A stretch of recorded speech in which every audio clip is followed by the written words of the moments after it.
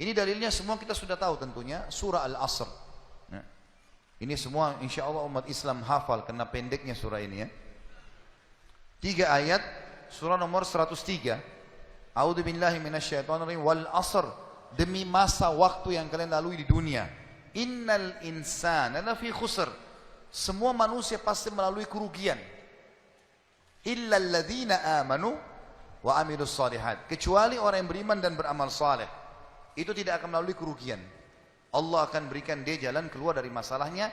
Dan kalaupun sampai ada sesuatu masalah atau program atau proyek dia tidak dapat, berarti baik buat dia. Pasti itu, tidak mungkin tidak. Allah selamatkan dia. Wa tawasaw bil haqqi wa tawasaw bis sabr. Maka saling mewasiatkanlah kebaikan ini dan kebenaran ini, dan saling mewasiatkanlah agar sabar selama hidup di dunia, karena kalian akan menuju ke akhirat. Saya kasih contoh teman-teman, ada satu doktor ngajar di Ummul Qura, Dr. Muhammad, semoga Allah jaga beliau. Saya pernah mendengarkan salah satu kaset ceramahnya luar biasa gitu. Dia kasih contoh, dia bilang ada seseorang, jazakallah khair, ada seseorang di Saudi, teman dia, salehnya luar biasa ibadahnya. Dia bilang, sholat malamnya gak kehilangan, sholat 5 waktu selalu on time, selalu menjaga istiqomah di jalan Allah, halal-halal, haram-haram. Satu waktu dia lamar seorang wanita dan diterima lamarannya. Pada saat sudah mau menikah, gitu kan, kurang lebih ditentukan jadwal, kalau saya tidak salah itu 3 bulan dari waktu itu akan menikah. 2 bulan atau 1 bulan sebelum pernikahan, tiba-tiba perempuan ini batalin pernikahan. Tiba-tiba batal pernikahan, nggak jadi nikah. Laki-laki ini bertanya kepada calon mertuanya, ada apa? Saya juga nggak tahu. Ditanya perempuan ini oleh orang tuanya, kenapa nak? Malu keluarga? Enggak, pokoknya saya nggak mau nikah sama laki-laki ini. Bersikeras si perempuan tidak mau nikah. Kata Dr. Muhammad, dia bilang, saya setiap kali ketemu sama teman saya ini, teman saya selalu berdoa. Saya dengar doanya, ya Allah kembalikan wanita ini pada saya suka sama dia. Luar biasa merengeknya sama Allah, gitu kan. Dan saya saking kesian sama dia, sampai saya mengatakan, ya Allah kabulkan buat dia.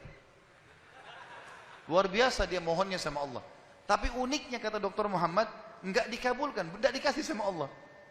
Sampai tiba hari H pernikahan yang ditentukan tanggalnya, perempuan ini akhirnya memang dia tunggu waktu itu. Ada laki-laki lain lamar, diterima sama dia. Diterima pada saat itu. Diterima lamaran laki-laki baru. Waktu sudah menikah sama laki-laki itu, si orang soleh ini, temannya Dr. Muhammad, berhenti berdoa.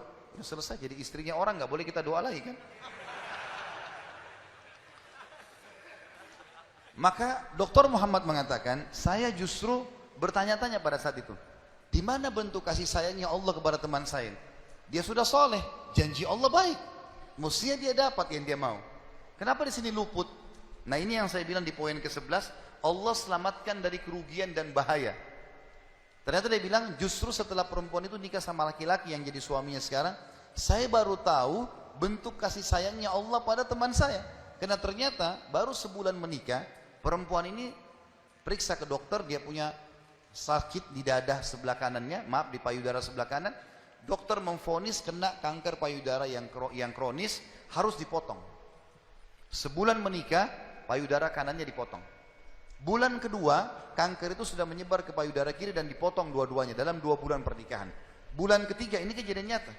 Bulan ketiga, ternyata perempuan ini punya masalah di urat saraf di bagian otak belakangnya, sehingga membuat kedua matanya buta. Dan bulan keempat, wanita ini meninggal dunia. Kata dia, Dr. Muhammad bilang, subhanallah, kalau teman saya yang jadi suami dia, maka dia tidak akan menikmati pernikahan. Tapi Allah selamatkan dia dengan caranya. Jadi kadang-kadang ada yang luput dari kita. Kita sudah mohon sama Allah, Allah belum kasih. Kalau Allah tidak kasih, teman-teman, yakin itu baik buat kita. Jangan sangka buruk sama Allah. Sebaliknya, kalau kita minta sesuatu yang besar kepada Allah, tidak ada yang mustahil. Yang penting kita merengek dan manja kepada Allah. Dalam kisah yang lain di Yaman, dan ini sempat kisahnya menghebohkan Timur Tengah, anak muda hafal Quran, matanya buta. Anak ini dari kecil tidak pernah sekolah, dia ditinggal di rumah, tapi orang tuanya panggilkan guru ngaji, dia hafal Quran. Satu waktu umurnya waktu mencapai sekitar 25 tahun, dia berpikir untuk menikah, punya perasaan fitrah manusia, walaupun dia tidak melihat dia ingin menikah. Setiap kali dia bicara sama ayahnya masalah pernikahan, ayahnya bilang, nak siapa yang mau menikah sama kamu? Nggak ada kerjaan, matamu buta gitu kan. Kalau misalnya ada orang yang simpatik baru kita bukain pintu itu. Anaknya selalu merasa terpukul, apa yang terjadi? Dia berdoa sama Allah. Dalam kisah ini dikatakan, dia cerita tentang dirinya, dia bilang saya berdoa selama sebulan. Sebulan penuh berdoa. Mohon sama Allah. Kasih ya Allah, nikahkan saya. Dan doanya begini, ya Allah, karuniakan saya wanita yang paling cantik di Yaman, yang paling pintar, yang paling kaya. Begitu doanya. Saya sengaja datangkan contoh pernikahan supaya tidak ngantuk ini. Langsung melotot matanya laki-laki di sini. Tapi memang kisah nyata terjadi seperti itu. Maka teman-teman sekalian, di hari ke-30 dari doanya, sebulan dia berdoa, dia mimpi, ada orang datang dalam mimpinya mengatakan begini, hai anak muda, jodohmu namanya Fulana binti Fulana, disebut nama perempuan itu, ayahnya bernama Fulan bin Fulan, itu tokoh masyarakat di kampung sebelah, di kota sebelah. Besok datanglah lamar. Begitu mimpinya dia. Dia bangun, kaget, dia sholat tahajud, kemudian dia sholat subuh, habis sholat subuh dia ikut ke masjid, buta matanya pergi sama ayahnya ke masjid. Pulang dari sholat subuh dia bilang sama ayahnya, ayah, ada enggak kota di sebelah kita ini namanya kota ini? Kata ayahnya, ada. Ada enggak orang namanya Fulan bin Fulan, tokoh di situ? Kata ayahnya, ada. Ini dalam mimpi disebut ini. Dia enggak tahu kota itu, dia enggak tahu orang itu. Kata ayahnya, ada. Itu tokoh masyarakat terkenal di sana, orang kaya raya. Ada enggak anaknya namanya Fulana binti Fulana? Kata ayahnya, ada. Kata dia, lamarin buat saya ayah. Kata ayahnya, apa kau sadar yang kau ucapin? Perempuan ini terkenal karena cantiknya, kayahnya, pintarnya. Laki-laki kalau datang ditolak-tolakin sama dia. Kamu gak ada sekolah, buta mata, kita juga orang pas-pasan. Dia bilang, ayah saya mimpi begini. Dari mana saya tahu nama kota itu? Saya gak pernah tahu. Dari mana saya tahu namanya, nama anaknya? Ini mimpi, suruh saya lamar hari ini. Ayah bilang, baiklah kalau gitu, kita coba. Tapi pertaruhkan nama keluarga ini. Bisa diterima, bisa ditolak. Dia bilang, pergilah ke sana. Disambut, diterima oleh orang itu. Subhanallah, ini kisah nyata ya, menghebohkan Timur Tengah kisah ini. Luar biasa. Maka pada saat itu masuk dalam rumah, disambut dan segala macam. Tuan rumahnya tanya, iya ada keperluan apa? Dia bilang, ini anak saya buta matanya tapi hafal Quran, disebutkanlah kebaikan-kebaikannya. Entah kenapa dia minta melamar anak anda karena dia mimpi semalam. Anehnya si calon ayahnya si perempuan ini langsung bilang, saya terima lamarannya. Tiba-tiba kisah nyata begitu. Yang ayahnya si laki-laki bilang, kenapa anda spontan terima? Dia bilang, karena saya juga mimpi tadi malam. Loh, kisah nyata.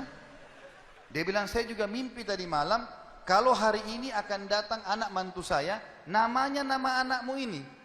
Cirinya dia. Matanya buta, hafal Quran, dari kampung sebelah kota kamu. Begitu mimpinya, luar biasa. Maka dia bilang, ayahnya bilang, tapi saya tidak tahu. Ini kan pagi-pagi, tadi habis sholat subuh, siap-siap datang. Dia bilang, saya belum, kata ayahnya perempuan ini, saya belum tanya anak saya. Tergantung, anak saya terima ya sudah, kalau enggak ya enggak. Kata mereka, baiklah. Masuklah si ayah ke kamar anak perempuannya. Ini ayahnya ini sudah biasa, begitu ditanya, nak ada yang minta, saya enggak mau. Sudah biasa, nolak. Kata dia, nak, dari kampung sebelah, kota ini, kampung ini ada si fulan, matanya buta, mau melamar kamu. Anak perempuan itu bilang apa? Ayah nikahkan saya. Terima lamarannya. Kata ayahnya, bagaimana? Kau belum lihat orangnya? Dia bilang, tadi malam saya mimpi. Kisah nyata loh. Si perempuan itu mimpi. Mengatakan akan datang jodohmu besok, namanya Fulana bin Fulan, dari negeri kota sebelah, buta matanya, hafal Quran, terima lamarannya. Karena itu suami terbaik. Menikah gara-gara itu. Makanya sahabat dalam berdoa. Kita ini kadang-kadang atau antum ini sering berdoa, baru 2 kali sudah ngomel sama Allah. Sebulan orang berdoa. Beberapa hari, sabar. Jadi minta sama Allah tidak ada yang mustahil. Gitu kan? Satu sisi yang lain, kalau kita sudah minta Allah belum kasih, berarti bukan Allah benci sama kita. Justru Allah mau selamatkan kita sebagaimana kisah tadi, wanita yang buta itu. Ini namanya contoh orang selamat dari kerugian. Allah selamatkan dengan caranya. Masuk dalam semua lini teman-teman ya, proyek yang kita bisa dapatkan dan semuanya ini termasuk kebaikan.